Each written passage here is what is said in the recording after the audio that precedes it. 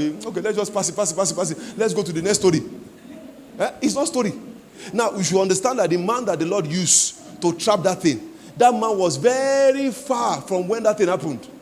It was Moses. Moses had to be decked with gifting of the Spirit, word of wisdom, word of knowledge.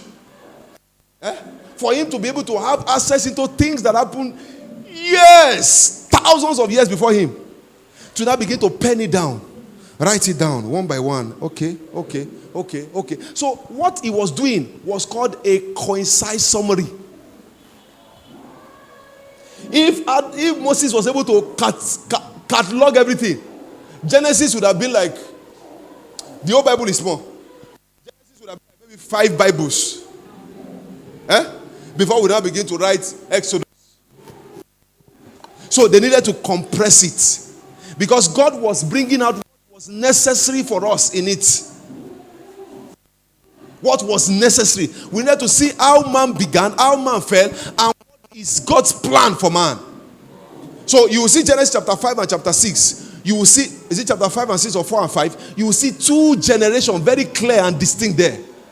You see the generation of Cain, which had journeyed out of God's presence, and the generation of Adam and Eve, which Seth continued, which are still in the presence. Now by chapter 6, you saw that those that even still remained in the presence, something had happened to them. They were fighting presence. Because Satan was pushing that man should leave presence. So he wrestled man down until God now said, okay, man is now flesh. Man is not this. Is it that thing called flesh? It's also a knowledge. I want us to relate with that in our mind. Pastor, 9 is okay, Abi. Are you sure?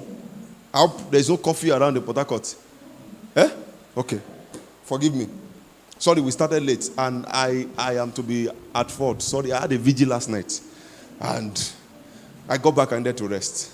Just have mercy upon my soul. I'm sorry for keeping us waiting. We would have started earlier. I'm very sorry. So man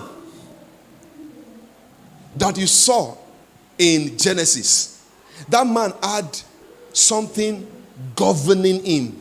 That man was governed by a life called a faith life. They were living. Now living, we know that it's not just existing. Scripture terminology, we know that life is faith. Living is everlasting. So meaning the life they were holding were everlasting tamper of life. Because scripture says, how do I know? Pastor, but they didn't write it like that there. Let me show you. He said, these are the generations of Adam. Now, who is Adam? Adam is a living soul. So why didn't he put he said this is the book of the generations of Adam.